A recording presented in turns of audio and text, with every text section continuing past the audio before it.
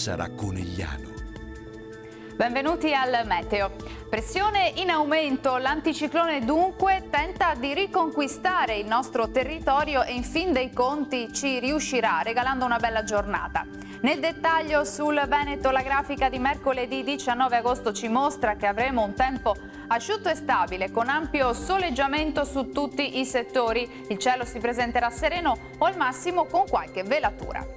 Temperature minime tra 14 e 22 gradi, valori massimi compresi invece tra 26 e 30 gradi.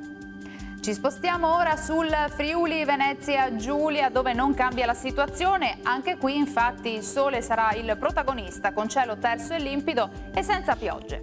Temperature minime fino a 20 gradi, valori massimi invece sui 27-28 all'incirca.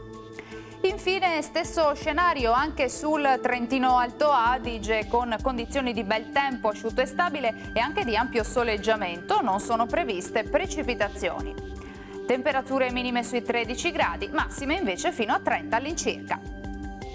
Dal Meteo di Antenna 3 per ora è tutto, grazie per l'attenzione e arrivederci al prossimo aggiornamento.